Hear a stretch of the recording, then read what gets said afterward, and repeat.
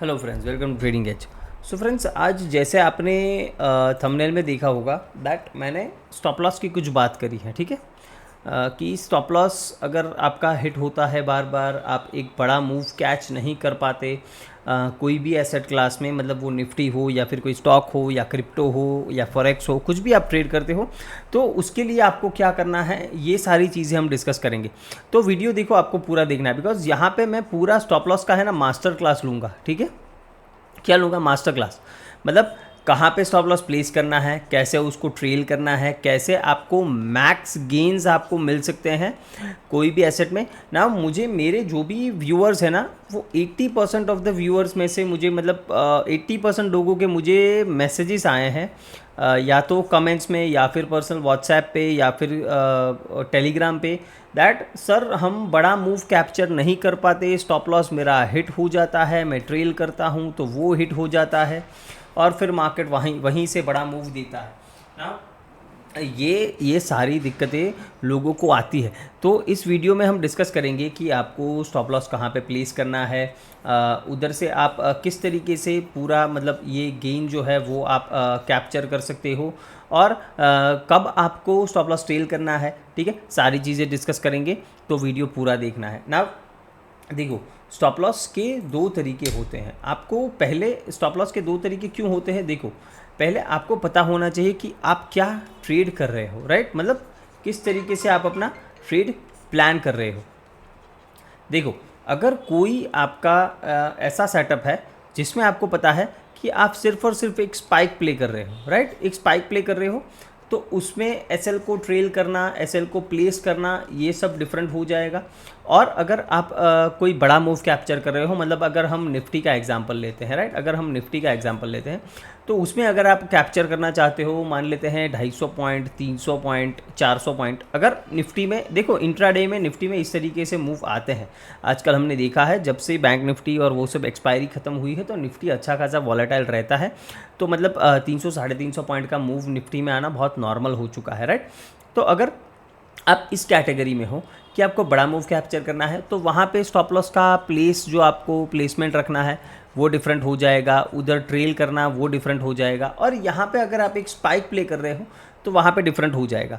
तो हम दोनों सिनारियोज डिस्कस करेंगे ना। देखो, कोई गलत नहीं है, बट आप कौन से टाइप के ट्रेडर हो उसके ऊपर डिपेंड करता है, राइट ना। देखो, दिक्कत क्या है दैट अगर आप एक मैं ऐसा बोलूँगा, अगर आप स्कैल्पर हो, ठीक है, स्कैल्पर तो नहीं बोल सकते, बट अगर मैं जो इन दोनों की कंपैरिजन कर रहा हूँ, ठीक है, ये जो एक बड़ा मूव कैप्चर करने की कोशिश कर रहा है, एक वो ट्रेडर है, और एक ये ट्रेडर है जो सिर्फ और सिर्फ एक स्पाइक प्ले करने की कोशिश कर रहा है, तो आप एक स्कैल्पर हो, ठीक है।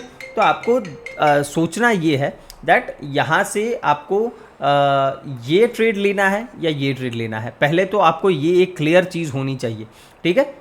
अगर आपको पता है कि आप एक स्पाइक प्ले कर रहे हो, देन यू नो कि आपको कितने पॉइंट्स लेने हैं निफ्टी में, मैक्सिमम 70 to 100 पॉइंट्स, ठीक है। अगर आप एक स्पाइक प्ले कर रहे हो, बिकॉज हमें पता है निफ्टी एक स्पाइक में मोस्टली इतना ट्रेड करता है ना, हो सकता है वो कभी 50 पॉइंट ट्रेड करे, कभी 120 पॉइंट्स ट्रेड करे, that is possible any day, ये पॉसिबल होता है, हमें एग्जैक्टली नहीं पता, बट मैं एवरेज ले रहा हूँ कि अगर आपको 70 to 100 पॉइंट्स आपको कैप्चर करने हैं, तो आपको किस तरीके से स्टॉप लॉस ट्रेल करना है।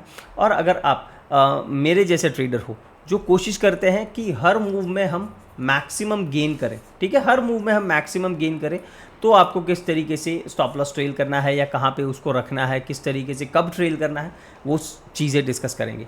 तो आपको पहले ट्रेड लेने से पहले पता होना चाहिए कि आप एक स्पाइक के लिए प्ले कर रहे हो या फिर आप एक बड़े मूव के लिए प्ले कर रहे हो। ये चीज़ आपको अगर दिमाग में क्लियर है, तभी आप ये वीडियो को आगे देखना। अगर आप रैंडमली ट्रेड करते हो, आपको कुछ भी पता नहीं है, ठीक है, और आप कुछ भी रैंडम ट्रेड्स करते हो, तो ये वीडियो आपके लिए नहीं है। मैं बोलूँगा इस वीडियो को आप छोड़ दीजिए, ठीक है।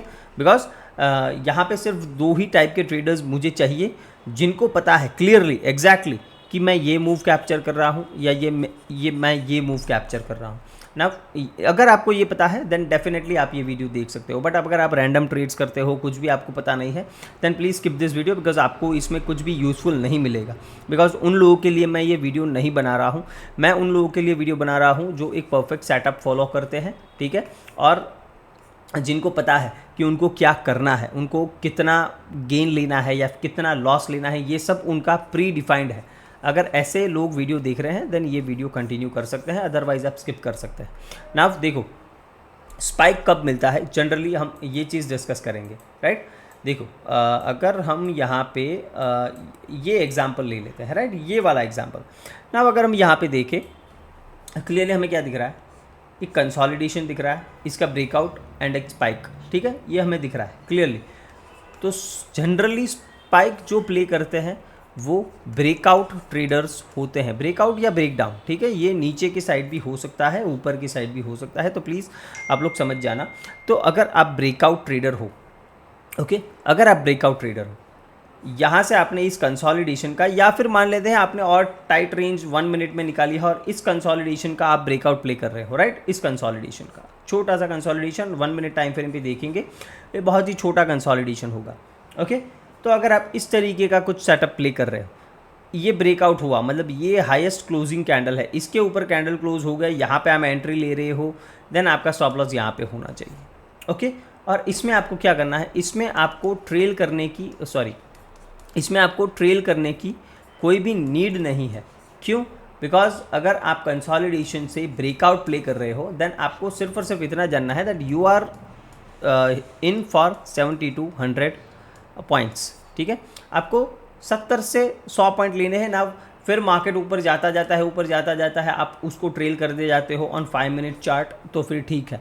बट मेरा ये मानना है कि अगर आप कंसोलिडेशन एंड ब्रेकआउट मतलब स्पाइक ट्रेड कर रहे हो देन आपको 70 to 100 points more than enough होने चाहिए, वहाँ पे आपको अपना प्रॉफिट बुक कर लेना चाहिए, कुछ ज़्यादा उसमें सोचना नहीं चाहिए ना। अगर आपको इसमें भी ट्रेल करना है, मान लेते हैं कि आपको स्पाइक वाले मूव में भी ट्रेल करना है, देन आप क्या कर सकते हो, 5 मिनट का जो कैंडल है 5 मिनट का, ओके, उसके लो के नीचे आप अपना ट्रेल कर सकते हो, राइट।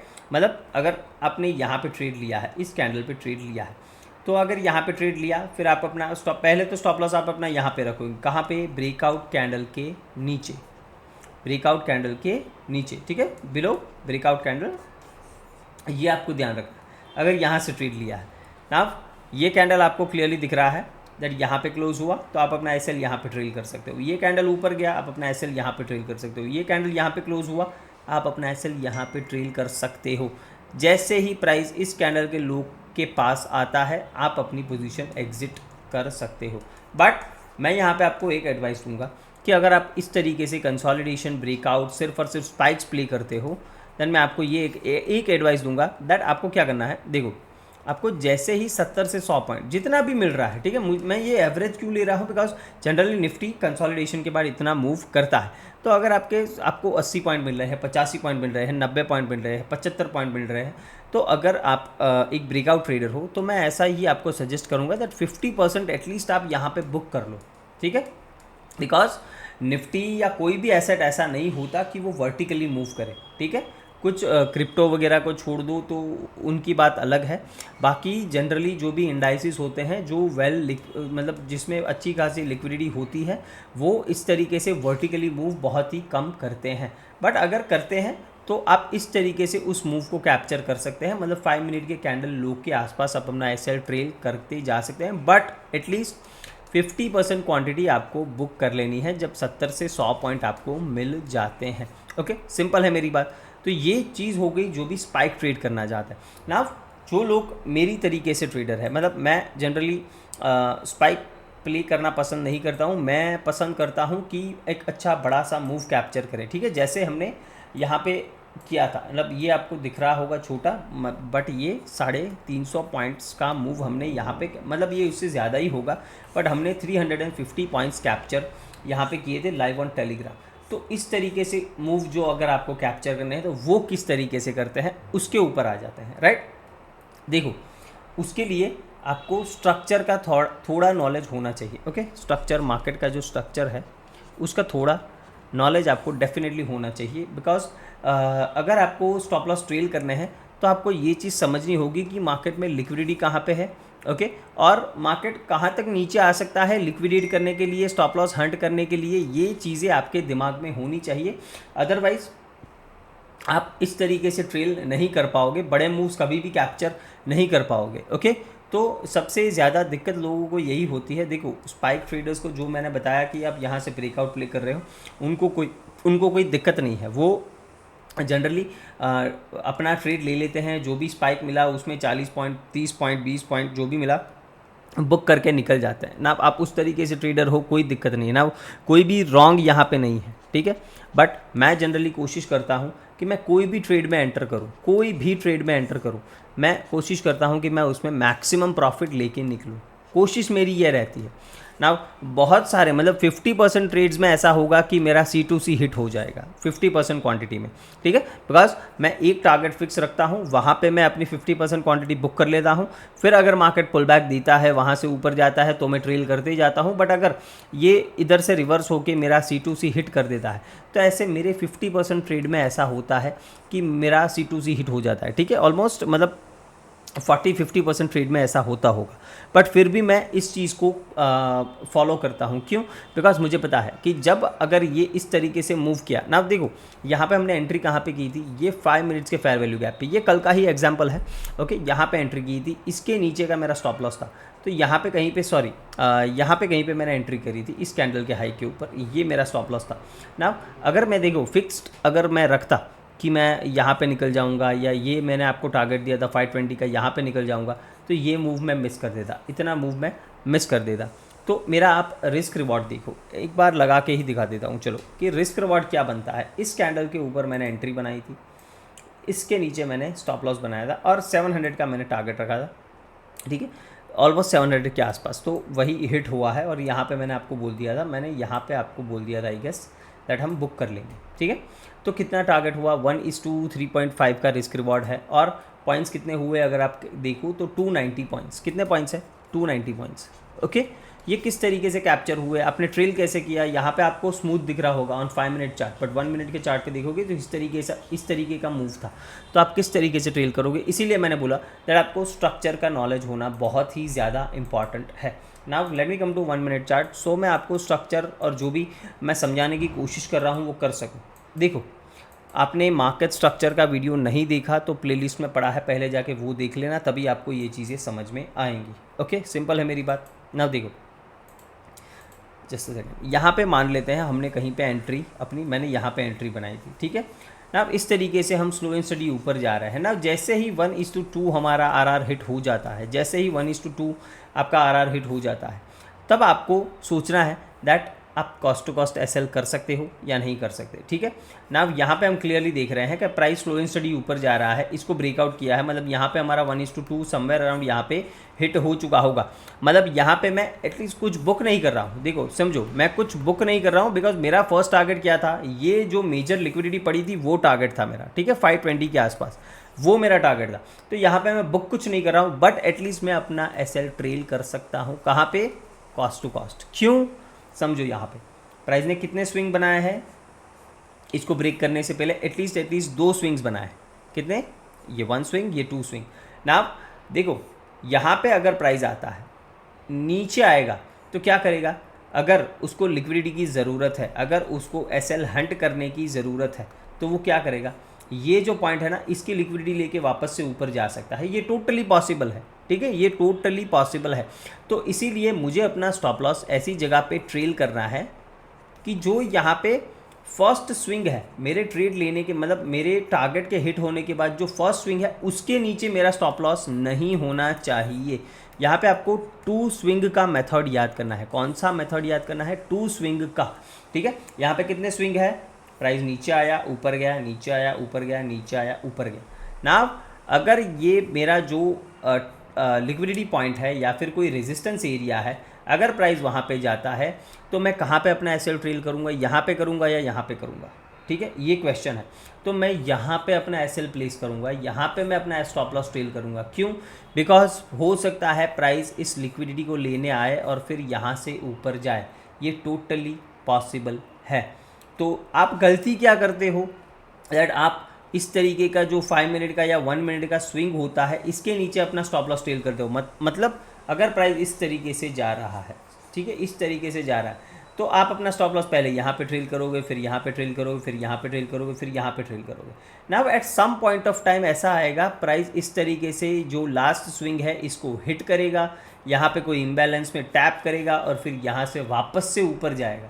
तो दिक्कत क्या होगी कि आपने अपना एसएल यहाँ पे ट्रेल किया, आप यहाँ पे एग्जिट हो गए ना। ये चीज़ आपको नहीं करनी है। अगर प्राइस इस तरीके से ऊपर जा रहा है, मान लेते हैं हमने इस स्ट्रक्चर को ब्रेक कर दिया, ठीक है, तो हम अपना स्टॉप लॉस यहाँ पे ट्रेल नहीं करेंगे। हम कहाँ पे ट्रेल करेंगे? यहाँ पे, इस स्विंग के नीचे। मतलब मैंने बताया आपको 2 स्विंग आपको देखने हैं, राइट। तो मैं अपना स्टॉप लॉस यहाँ पे ट्रेल करूँगा। मतलब अगर प्राइस नीचे आता है, इस स्विंग को लिक्विडेट करके यहाँ से ऊपर जाता है, तो मैं इस मूव को कम्प्लीटली राइड कर पाऊँगा ऊपर तक, ठीक है। अगर प्राइस ये सेकंड, मतलब मान लेते हैं प्राइस इस तरीके से मूव करता है, कई बार क्या होगा ना, प्राइस यहाँ पे नीचे आया, ये ऊपर गया और फिर इस स्विंग को भी ब्रेक कर दिया और प्राइस डाउन पर। तो अगर इस स्विंग को ब्रेक कर देता है, ठीक है, और मेरी एंट्री मान लेते हैं समवेयर अराउंड यहाँ पे है या यहाँ पे है, तो यहाँ पे मेरा ट्रेल एसएल क्या होगा? हिट हो जाएगा। मेरा ट्रेल एसएल यहाँ पे हिट हो जाएगा। तो इस तरीके से आपको 1 मिनट के चार्ट पे स्ट्रक्चर्स को समझना होगा। मैं एग्जांपल्स दिखाता हूँ यहाँ पे 1 मिनट के चार्ट पे, ठीक है, कि किस तरीके से मैं आपको बता रहा हूँ कि प्राइस किस तरीके से मूव करता है, राइट। सिंपल है ना। देखो यहाँ पे अगर हम एग्जाम्पल लेते हैं, प्राइस यहाँ पे स्लो एंड स्टडी ऊपर जाना स्टार्ट हुआ ना। कोई भी आपका कन्फ्लुएंस हो, कोई भी आपका सेटअप हो, उससे आपने मान लेते हैं कि आपने यहाँ पे कहीं पे या यहाँ पे कहीं पे बाइंग की एंट्री करी, यहाँ पे आपने बाइंग की एंट्री करी, ठीक है। प्राइस स्लो एंड स्टडी ऊपर जा रहा है, यहाँ पे कंसोलिडेट कर, फिर जैसे ही इसको ब्रेक किया ना, देखो सिंपली समझो कि इस स्ट्रक्चर को ब्रेक किस लेग ने किया? इस लेग ने, ठीक है। मतलब प्राइस यहाँ पे ऊपर जा रहा है, नीचे जा रहा है, फिर ये ऊपर गया, तो लास्ट स्विंग आपका कौन सा है? लास्ट स्विंग आपका ये है। तो आपको उससे पहले का स्विंग कौन सा है? यहाँ पे कहीं पे। तो इसके नीचे आपको स्टॉप लॉस अपना ट्रेल करना चाहिए। क्यों? देखो ऊपर गया, नीचे गया, ठीक है, फिर यहाँ पे तो ये कंसोलिडेट कर रहा है, फिर ये ऊपर गया, नीचे जा रहा है, फिर यहाँ से ऊपर जा रहा है ना। ये आपका लास्ट स्विंग है। उससे पहले का स्विंग कौन सा? मैंने क्या बोला? 2 स्विंग आपको देखने हैं। That is very very important, 2 swing देखने। तो ये आपका लास्ट स्विंग है। उससे पहले क्या है? यहाँ पे। तो आपका स्टॉप लॉस इसके नीचे ट्रेल होना चाहिए ना। देखो प्राइस ने यहाँ से लिक्विडिटी ली, ये जैसे ही ये ब्रेकआउट हुआ, फिर वो फेल हुआ। मतलब ये सारी लिक्विडिटी प्राइस ने ले ली। बिकॉज क्यों? प्राइस ने यहाँ पे जितने ब्रेकआउट ट्रेडर्स हैं उनके स्टॉप लॉस इसके नीचे ही होंगे, उसको लिक्विडेट किया, फिर यहाँ से ऊपर गया। तो स्लो एंड स्टडी ये ऊपर जा रहा है, राइट। स्लो एंड स्टडी ये ऊपर जा रहा है ना। इसी तरीके से आपको लिक्विडिटी का इंपॉर्टेंस जानना ज़रूरी है। सिंपल है ना। यहाँ पे मान लेते हैं फॉर एन एग्जाम्पल कहीं पे भी आपने, कोई भी आपका सेटअप है, आपने यहाँ पे शॉर्ट किया या यहाँ पे शॉर्ट किया, ठीक है, मान लेते हैं यहाँ पे आपने शॉर्ट किया ना। एक चीज़ समझो कि ये जो लो ब्रेक हुआ है उसका हाई कौन सा हाई है जो इस लो को ब्रेक किया है ना, ये वो हाई है, ओके। तो यहाँ पे क्या कोई भी और स्विंग है? यहाँ पे आप देखो प्राइस नीचे आया, फिर ऊपर गया, फिर इस लो को ब्रेक किया। तो आपका स्विंग कहाँ पे आ रहा है? मतलब ओरिजिनली जो आपने स्टॉप लॉस रखा होगा वहीं पे आपका swing point, second swing point आपका वहीं पे आ रहा है, राइट, जहाँ पे आपने इनिशियली स्टॉप लॉस। बिकॉज बीच में कोई और स्विंग नहीं है, बीच में सिर्फ ये स्विंग है ना। इस स्विंग को प्राइस कभी भी लिक्विडिटी हंट के लिए प्ले कर सकता है और फिर वहाँ से नीचे जा सकता है। तो आप देख रहे हो, ठीक है, आप देख रहे हो वहीं से प्राइस नीचे गया है। तो इस तरीके से अगर आपने यहाँ पे कहीं पे शॉर्ट मान लेते हैं, शॉर्ट किया, ये आपने स्टॉप लॉस रखा यहाँ पे ऊपर ना, प्राइस ये नीचे गया, ठीक है, प्राइस नीचे गया, फिर ऊपर आया, फिर नीचे गया ना। ये हाई है जिसने इस लो को ब्रेक किया है। सिंपल है मेरी बात। तो इस हाई के ऊपर आपका स्टॉप लॉस ट्रेल नहीं होना चाहिए, ठीक है, अ बिग नो। क्यों? बिकॉज ये लास्ट स्विंग पॉइंट है जहाँ पे जो भी एमेच्योर ट्रेडर्स है या फिर नए ट्रेडर्स है उनके स्टॉप लॉस यहाँ पे पड़े होंगे। उसको हंट करने प्राइस ज़रूर जाएगा, फिर वहाँ से प्राइस नीचे कंटिन्यू करेगा अगर आपका डायरेक्शन, आपका बायस बहुत ही क्लियर है तो। सिंपल है मेरी बात। तो अगर प्राइस यहाँ पे नीचे आ गया ना, आप बोलोगे सर इतना नीचे आ गया, क्या मैं अपना स्टॉप लॉस ट्रेल कर लूँ?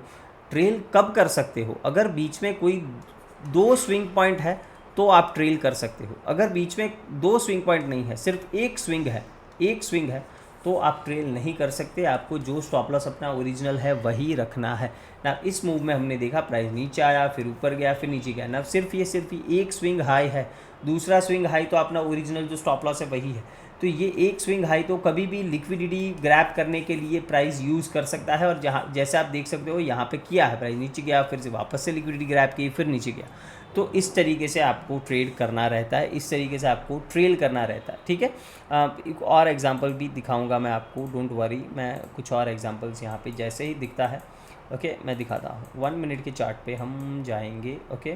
जब भी ट्रेंडिंग मार्केट हो ना, देखो यहाँ पे मान लेते हैं आपने कहीं पे भी यहाँ पे कहीं पे भी बाइंग किया है, ठीक है। कोई भी सिनारियो या मान लेते हैं यहाँ पे आपका ऑर्डर ब्लॉक है, यहीं से आपने बाइंग किया, या फिर ये डिस्प्लेसमेंट देखने के बाद इस एफवीजी में कहीं से भी आपने बाइंग किया, आपने स्टॉप लॉस यहाँ पे रखा होगा, ठीक है, डिस्प्लेसमेंट लेग के नीचे ना। प्राइस ऊपर जा रहा है ना। इम्पॉर्टेंट थिंग क्या है, जब ये प्राइस यहाँ से ऊपर गया, फिर नीचे आया, फिर ये हाई लगाया, ठीक है, फिर ये लो लगाया, फिर ऊपर गया, फिर नीचे गया ना। देखो इंपॉर्टेंट क्या है, यहाँ पे बीच में कोई इंपॉर्टेंट स्विंग्स नहीं है जो स्ट्रक्चर के हाई ब्रेक किए हो। यही वो स्विंग लो है जिसने इस स्ट्रक्चर का हाई ब्रेक किया है। मतलब जब तक इसके नीचे प्राइस सस्टेन नहीं करता, आपको इस ट्रेड से निकलने की कोई जल्दीबाजी होनी नहीं चाहिए, ठीक है। सिंपल है मेरी बात। तो यहाँ पे आप ये कंसोलिडेशन, ठीक है, मैं मानता हूँ कि ऑप्शन में डीके मिला होगा, बट जैसे ही प्राइस इस तरीके का मूव देता है, आपका सारा डीके निकल जाएगा और आपको अच्छा खासा मोमेंट मिल जाएगा ना। अब यहाँ पे देखो प्राइस नीचे गया, ऊपर गया, फिर ये नीचे आया, फिर वापस से इस स्ट्रक्चर हाई को कब ब्रेक किया, यहाँ पे, ठीक है, फिर वापस प्राइस नीचे आया।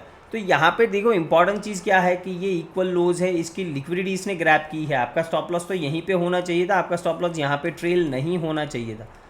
क्यों यहाँ पे ट्रेल नहीं होना चाहिए था? सिंपल है, बिकॉज ये वो लो है जिसने इस स्ट्रक्चर को ब्रेक किया है, ये वो लो है, ठीक है, ये वो लो है, और बीच में कोई और स्विंग लो है नहीं है, ये दो इक्वल लोज है, ठीक है। तो यहाँ पे क्या हम अपना एसएल ट्रेल करेंगे? नहीं करेंगे। क्यों नहीं करेंगे? बिकॉज सिर्फ और सिर्फ ये आपका फर्स्ट स्विंग है, ये आपका सेकंड स्विंग है ना। मैं बोल रहा हूँ कि जब भी ऐसे दो स्विंग्स होंगे तो ये जो लेटेस्ट स्विंग होगा उसकी लिक्विडिटी ग्रैब करने प्राइस ज़रूर आएगा, और वहाँ से वो ऊपर फट सकता है या फिर नीचे जा सकता है, जिस डायरेक्शन में वो कंटिन्यू करना चाहता है। तो ये बहुत ही ज़्यादा इंपॉर्टेंट है कि आप दो स्विंग का कंसेप्ट समझे। दो स्विंग का, यहाँ पे कितने स्विंग है? ये पहला स्विंग, ठीक है, ये दूसरा स्विंग ना। अगर प्राइस इसके ऊपर जाता है तो आपका स्टॉप लॉस इसके नीचे ही होना चाहिए, सॉरी इसके नीचे ट्रेल नहीं होना चाहिए, ओके, इसके नीचे ट्रेल नहीं होना चाहिए, आपका स्टॉप लॉस यहीं पे होना चाहिए जो आपका ओरिजिनल स्टॉप लॉस है ना। जैसे ही प्राइस ने ये स्विंग ब्रेक कर दिया यहाँ पे, ठीक है, ऊपर गया, यहाँ पे ये स्विंग ब्रेक कर दिया, आपका स्टॉप लॉस यहाँ पे ट्रेल हो जाना चाहिए। क्यों? बिकॉज हमें पता है ये लिक्विडिटी लेके ये स्टॉप लॉस ये स्विंग बना है, तो यहाँ पे ज़्यादातर चांसेस है कि इस लो को मार्केट वायोलेट नहीं करेगा, बिकॉज यहाँ पे एसएल हंट होके मार्केट ऊपर गया है। तो इसी वजह से यहाँ से इसके इधर आप अपना स्टॉप लॉस ट्रेल कर सकते हो। फिर प्राइस नीचे आया, ठीक है ना, यहाँ पे आप स्विंग काउंट करो, ये नीचे आया, फिर ऊपर गया, फिर नीचे आया, फिर ऊपर गया, तो ये आपके कितने स्विंग हो गए? 1 2 3। आप अपना स्टॉप लॉस कहाँ पे प्लेस करोगे? यहाँ पे।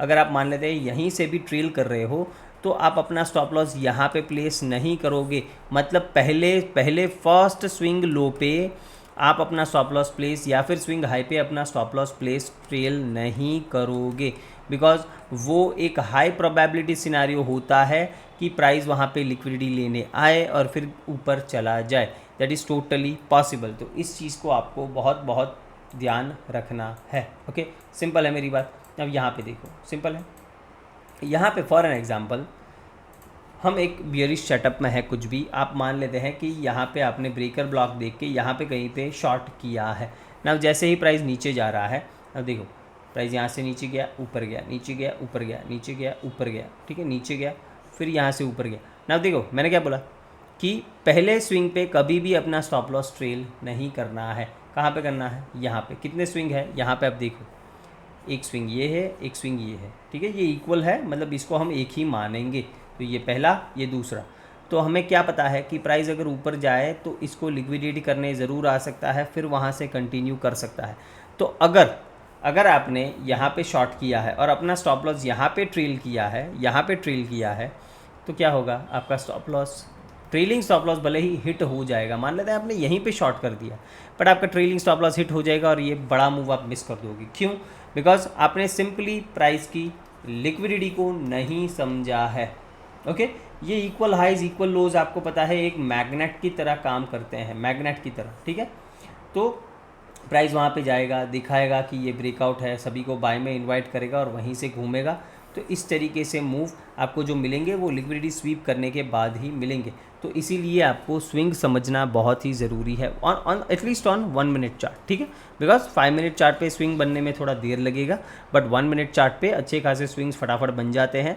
तो 1 मिनट मैं इसी तरीके से ट्रेड करता हूँ, ठीक है। मैं इसी तरीके से मान लेते हैं यहाँ पे मैंने शॉर्ट किया तो प्राइस नीचे आया ऊपर गया, मैं अभी स्टॉप लॉस ट्रेल करने की बिल्कुल घाई में नहीं हूँ। प्राइस नीचे आया ऊपर गया, अब मैं अपना स्टॉप लॉस रखूँगा कहाँ पे, यहाँ पे ट्रेल करूँगा। अब मैं अपना स्टॉप लॉस कहाँ पे ट्रेल करूँगा, यहाँ पे, ये स्विंग पे नहीं, प्राइस यहाँ पे जा चुका है, ये स्विंग पे मैं बिल्कुल भी ट्रेल नहीं करूँगा, मैं यहाँ पे ट्रेल करूँगा। प्राइस नीचे आया ऊपर गया, ये सेम है, मुझे कोई चेंज करने की ज़रूरत नहीं है। प्राइस नीचे आया ऊपर गया ना, इन लिक्विडिटी को इसने ग्रैब किया और फिर यहाँ से ये घूमा।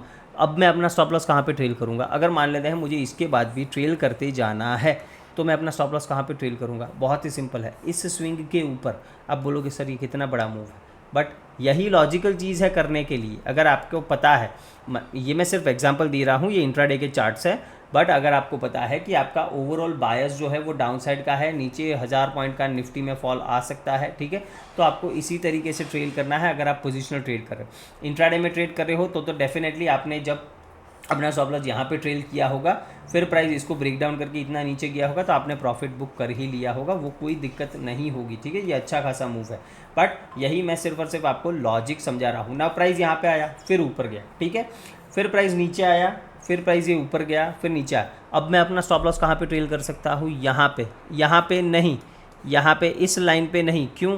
बिकॉज ये फर्स्ट स्विंग है, हो सकता है प्राइस इसके लिक्विडिटी लेके वापस नीचे जाए, तो मेरा स्टॉप लॉस यहाँ पे ट्रेल होना चाहिए। तो यहाँ पे मेरा stop loss, trailing stop loss hit हो सकता है। आप बोलोगे सर इतने पॉइंट्स, मतलब ऑलमोस्ट 80-90 पॉइंट्स आपके चले जाएंगे, ठीक है चले जाएंगे, कोई दिक्कत नहीं, बट मैं एटलीस्ट यहाँ से शॉर्ट करके बैठा हूँ, यहाँ पे निकल रहा हूँ ऑन दिस पॉइंट, तो ये एक बड़ा मूव ही है मेरे लिए, अगर इंट्राडे की मैं बात कर रहा हूँ, ठीक है। तो इस तरीके से आपको अपने स्टॉप लॉस ट्रेल करने होते हैं, स्विंग पॉइंट्स समझने बहुत ज़रूरी होते हैं और लिक्विडिटी समझना बहुत ही ज़्यादा ज़रूरी होता है। ओके, इस दोनों चीज़ को अगर आप समझ गए तो आप कभी भी अभी नेक्स्ट टाइम से अभी आप बड़े मूव कैप्चर करने से डरोगे नहीं। और इस तरीके से अगर आप अपने stop loss swing to swing अगर ट्रेल करते जाओगे, मतलब फर्स्ट स्विंग पे कभी भी स्टॉप लॉस ट्रेल नहीं करना, बिकॉज वहाँ पे लिक्विडिटी होती है, सेकंड स्विंग पे करना है। और अगर सेकंड स्विंग हिट हो जाता है तो वो आपको समझ लेना है दैट आपका ट्रेड गलत था और मार्केट रिवर्स हो चुका है, तो आपको ट्रेल करने का कोई सेंस बनता नहीं है, या फिर उस ट्रेड को होल्ड करने का कोई सेंस नहीं बनता है। ओके, सिंपल है मेरी बात। तो अगर आपको वीडियो पसंद आया है एंड वीडियो को लाइक शेयर एंड सब्सक्राइब ज़रूर करना है फ्रेंड्स, और कोई भी डाउट्स है तो कमेंट्स में ज़रूर बताना, मैं ज़रूर उसको एड्रेस करने की कोशिश करूँगा। Thank you very much.